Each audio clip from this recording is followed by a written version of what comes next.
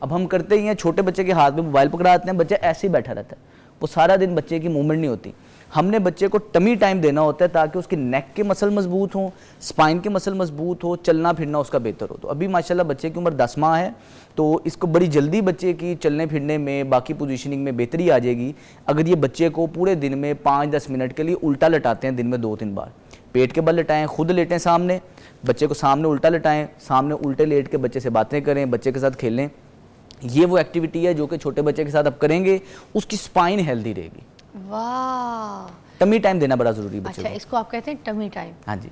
अच्छा, और ये किस माह तक के हम चलेंगे? बच्चे जैसे 10 माह की, इन्होंने तो अपनी बात बताई है। इससे छोटे भी 4-5 माह तक करना शुरू हो जाता है बच्चा नेक होल्डिंग स्टार्ट कर देता है ना अपनी, उसके बाद उसे टमी टाइम थोड़ा थोड़ा करके देना शुरू कर दें। उसके बाद बच्चा क्रोलिंग करता है, बच्चे के लिए आसान हो जाता है पेट के बल लेटना, लेकिन उसके बाद फिर पेरेंट्स की जिम्मेदारी होती है कि थोड़ा सा उसकी ड्यूरेशन, क्योंकि इसमें अट्रैक्शन तो कोई है नहीं, उल्टा लेटे रहना। बड़े बंदे के लिए तो अट्रैक्शन है ना, मसल मजबूत होंगे, बच्चे के लिए इसमें कोई अट्रैक्शन नहीं है। फिर हमने उसको अट्रैक्टिव बनाना है, उधर कोई खेल इस तरह के डिजाइन करें, बच्चे को आप भी सामने उस पोजीशन में आ जाए, हाथ इधर हिलाएं, बच्चा इधर देख रहा है, हाथ में कोई कलरफुल चीज़ पकड़ लें, बच्चा पूरा अट्रैक्टिव होकर गर्दन मूव कर रहा है। तो उस तरह टमी टाइम बच्चे का थोड़ा थोड़ा करके बढ़ाते रहें ताकि बच्चा जो है ना आपका फिट और हेल्दी हो। अच्छा, अब हम फिर और एक्सरसाइजेस की तरफ आते हैं। अब ये जो गर्दन के मसल्स होते हैं, इनके लिए कौन सी एक्सरसाइजेस होनी चाहिए जो रेगुलरली हम ज़रूर करें, क्योंकि हमारी गर्दन भी बड़ी स्टिफ हो जाती है। अब हम शोल्डर की तो बात कर ही नहीं, शोल्डर तो सपोज़ हमारा फ्रीज है ही, चल रहा है, मगर अब ये जो गर्दन के शोल्डर की ये जो हमारी पूरी ये जो जा रही होती है, ऐसे पट्टे जो हमारे गुजर रहे होते हैं, ये भी स्टिफ होते हैं, इसमें बड़ी तकलीफ होती है, इसके लिए क्या करना? अच्छा, गर्दन की स्टिफनेस की जो मेन वजह है ना, सबसे पहले ये समझें कि हमारी गर्दन का जो खम अल्लाह पाक ने बनाया है, ये सी शेप होता है। हाँ। यानी कि आपके कान कंधे के ऊपर होने चाहिए और चेहरा इस तरह सीधा होना चाहिए, ये नेचुरल पोस्चर है। अच्छा। लेकिन आजकल हमारा नेचुरल पोस्चर रहता ही नहीं है, हर एक्टिविटी नीचे देख के करने वाली है। कोई काम ऐसा नहीं है जिसमें हम अपने आई लेवल से ऊपर देखते हैं, है ही कोई काम नहीं सारे दिन के अंदर। इसकी वजह से गर्दन मुसलसल आगे रहने की वजह से इसमें खिंचाव आ जाता है। आपका जो सर का वजन है ये तकरीबन 12 पाउंड होता है। आपका जो खोपड़ी है, सर का वजन 12 पाउंड है, लेकिन 12 पाउंड तब है कि ये कान कंधे के ऊपर है। हर 1 इंच आगे आने पे ये एडिशनल 10 पाउंड इंक्रीज हो जाता है। 12 पाउंड, 22, 32, अब आप स्क्रीन पे बैठे हैं, लैपटॉप पे बैठे हैं, घर का काम कर रही हैं, 42 पाउंड वजन आपके सर का रहेगा। इन मसल का मुसलसल काम है कि सर को खींच के वापस न्यूट्रल पोजीशन में रखें। ये मसल गर्दन आगे रहने की वजह से अकड़ जाते हैं। अब इसको बेहतर बनाने के लिए जो सबसे बेहतरीन वर्जिश है वो ये है कि आपने अगर गर्दन के मसल खींचे होंगे, आपको सर दर्द होगा, आपको ब्लरी विजन होगा, आपको चक्कर वगैरह आने के मसले होंगे। ब्लरी विजन भी इसी वजह से होता है? ये गर्दन ज्यादातर गर्दन से एसोसिएट करती हैं ये कंडीशन। अच्छा। तो अब गर्दन के मसल्स का नरम रहना और आपकी गर्दन के खम का बेहतर होना बड़ा जरूरी है, क्योंकि हमारे सारे जिस्म में जो खून की सप्लाई है गर्दन के थ्रू पास थ्रू हो रही है। सही है, हाँ। तो गर्दन का बेहतर होना जरूरी है। अब आपने करना ये है कि इस तरह हाथों में हाथ डाल लें, ऐसे हाथों में हाथ डालें, इसको ऐसे बाहर की तरफ हल्का सा पुश करना, खोलना, ज़्यादा जोर नहीं लगना चाहिए, कमर सीधी, पूरा आपका पोस्चर सीधा होना चाहिए। अब इस पोजीशन में हमने अपनी गर्दन को पूरा ऐसे राइट मूव करना है, एंड तक दर्द नहीं होनी चाहिए बस एक्सरसाइज में, फिर पीछे तक और? हाँ पूरा, हाँ पीछे तक जितना आपसे मूव होता है। अब यही चीज़ को दूसरी तरफ करना है, ये इस तरह है जिस तरह नमाज में आप सलाम फेरते हैं, ऑपोजिट साइड पर मूव करेंगे। इससे आपने गर्दन को तकरीबन 10 टाइम एक साइड पे, 10 टाइम दूसरी साइड पे मूव करना है। इससे आपकी गर्दन की मोबिलिटी बेहतर होगी और आपको जो पट्ठों का कड़ाव है वो नहीं होगा। अच्छा, पीठ पे भी हमें प्रेशर आ रहा है? हाँ, ये बड़ी बेहतरीन एक्सरसाइज है। दूसरा काम हाथों में। सर एक सिर्फ कॉल ले लेते हैं, उसके बाद बताते हैं। ये वाली अच्छी एक्सरसाइज थी। हाँ, सजाद की कॉल है। अस्सलाम वालेकुम जी सजाद भाई। हेलो। हाँ जी, अस्सलाम वालेकुम सजाद भाई, बोलिएगा। मैं डॉक्टर साहब से पूछना चाहता हूँ कि शॉर्ट में कुछ मेडिसिन वगैरह इस्तेमाल हो सकती है या नहीं है? वो कह रहे जो मेडिसिन इस्तेमाल होते हैं तो वो मार्केट से अवेलेबल है या नहीं है? अच्छा, फ्रोजन शोल्डर के लिए मेडिसिन तो बेसिकली दर्द की दवाई का बुनियादी रोल यही है कि दर्द की शिद्दत को कम कर दें, बस दर्द की शिद्दत। सर ब्रेक के बाद बताएं। सजाद भाई साथ रहिएगा, आपको ब्रेक जी हम यहाँ पे फ्रोजन शोल्डर के ऊपर बात करें, मगर हमें एक कॉल आई थी जो कि पूछना चाह रहे थे मेडिसिन के बारे में ना, तो ज़रा उनको बता दीजिएगा। अच्छा, इसमें जो है ना फ्रोजन शोल्डर की पहली स्टेज, 3 स्टेजेस होती हैं। जो पहली स्टेज है जिसमें फ्रीजिंग स्टेज हो रही होती है, कंधा जाम हो रहा होता है, ये मरहले में आपको दर्द काफ़ी ज़्यादा होती है। इसमें किसी भी किस्म की pain reliever, anti inflammatory medicine जो है आपको फ़ायदा दे सकती हैं, लेकिन कोशिश ये करें कभी भी मेडिसिन खुद ना लें।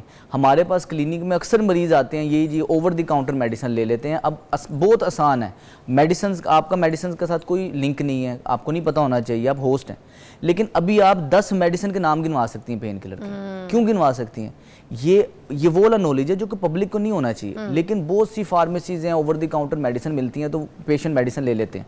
और इसमें ऐसा भी होता है कि मेरी किसी दोस्त ने मेडिसिन इस्तेमाल की और मैंने ਉਹਦੇ ਨਾਲ फर्क पिया, तू भी आई लै, तो वो भी मेडिसिन नस्ल दर नस्ल आपकी मेडिसिन सीना बसीना ये लम चल रहा है। तो कोशिश ये रखें जब भी मेडिसिन लेनी है, कोई भी मेडिसिन आपने डॉक्टर के मशवरे से नहीं लेनी, फार्मासिस्ट से नहीं लेनी, सिर्फ डॉक्टर को दिखाएं, उससे मशवरा लें, वो आपको जो पेन के लिए मेडिसिन लें वो इस्तेमाल करें। लेकिन दवाई का सिर्फ मकसद ये है कि वक्ती तौर पे 6, 8, 10 घंटे दर्द की शिद्दत से आपको फाका मिलेगा, लेकिन कंधा अंदर से तो वैसे ही रहेगा, सिर्फ आपका दिमाग सुन हुआ है। फ्रोजन शोल्डर में सबसे जो ज़रूरी चीज़ है वो ये है, दवाई आप शुरुआत में लें अगर आपको दर्द ज़्यादा है, लेकिन कोशिश ये करें कि आपने इसकी आइसिंग करनी है। लोग गलती करते हैं कि गर्म टकोर करते हैं फ्रोजन शोल्डर में। कंधे के अंदर स्वेलिंग है, इन्फ्लेमेशन है, गर्म टकोर करेंगे शुरुआत में सूजन बढ़ेगी, हमने उस सूजन को कम करना है। तो देखा ये गया है कि जो मरीज़ फ्रोजन शोल्डर में होते हैं, एक तो शुगर अपनी कंट्रोल रखें, डाइट बेहतर रखें, लेकिन अपने कंधे पे बर्फ़ की टकोर करें दिन में 4 से 5 मरतबा 10-10 मिनट के लिए। जेल पैड मार्केट से मिल जाता है, वो आपने कंधे पे लगाना है और वो 10 मिनट के लिए आपने लगाना है, वापस फ्रीज़र में रख देना है। दवाई से ज़्यादा तेज़, दवाई से ज़्यादा देर पा असर आपको आइसिंग का रहता है। अगर तो आइसिंग आपको सूट करती है तो ये दवाई की आपको ज़रूरत ही नहीं पड़ती है, वैसे ठीक रहती है। क्या एग्जैक्टली काम क्या करेगी ब्लड सर्कुलेशन? आइसिंग क्या करती है, अंदर जो स्वेलिंग है उस स्वेलिंग को कम कर देती है। अच्छा। स्वेलिंग वैसे तो बॉडी का नेचुरल हीलिंग मैकेनिज्म है, लेकिन फ्रोजन शोल्डर के अंदर हमने स्वेलिंग को कम से कम रखना होता है ताकि मूवमेंट बेहतर रहे। अच्छा। आइसिंग करेंगे तो अंदर खून की सर्कुलेशन थोड़ी सी रिस्ट्रिक्ट होगी और वो स्वेलिंग थोड़ी सी कम होगी, जिसकी वजह से आपको जो है ना आसानी रहेगी, मूवमेंट इसकी आसान रहेगी। इसके अलावा कोशिश करें कि कंधे को उस एंगल में ना, मूवमेंट ज़रूरी है, लेकिन सिर्फ और सिर्फ सेफ जोन में रह के, मुझे यहाँ से ऊपर हाथ जाने में दर्द हो रही है, यहाँ से पीछे हाथ जाने में दर्द हो रही है, मैं इसके अंदर अंदर अपने कंधे को जितना ज़्यादा इस्तेमाल करूँगा उतनी जल्दी ठीक होगा।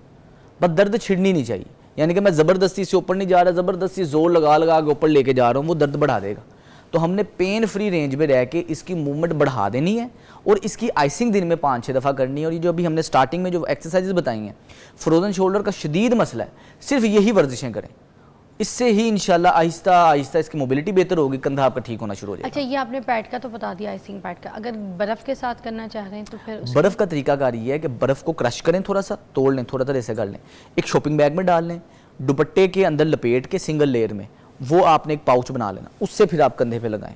ये जो आजकल चल रहा है कि पूरा ड्रम लो या फिर बाथटब जो होता है उसके अंदर अच्छी खासी आइस बर्फ़ भर दो, पानी ठंडा डाल दो और उसके अंदर बैठ जाओ, ये भी कोई थेरेपी है बॉडी के लिए? ये बहुत लोग कर रहे हैं, कोल्ड प्लंज जिसको कहते हैं, देखा वो भी कर रहे थे। हाँ, कोल्ड प्लंज जिसको कहते हैं, और ये बड़ी बेहतरीन एंटी एजिंग जो है ना एक्टिविटी है, तो ये बड़ा अच्छा, इसका बहुत फायदा होता है। तो कितनी देर पानी के अंदर इसमें ठंडे जितना आप बर्दाश्त कर सकें, और बंदे को वैसे तो कुछ सेकंड्स ही बर्दाश्त करते हैं। बंदे का नमूनिया आ गया, ये एक होता है नमूनिया तब होता है जब आप बहुत ज़्यादा देर जिस्म अपनी बर्दाश्त से ज़्यादा बैठा रहता है ना, यानी जिस्म अपनी बर्दाश्त से ज़्यादा ठंड के एक्सपोजर में रहता है, तब इस तरह का मसला होता है।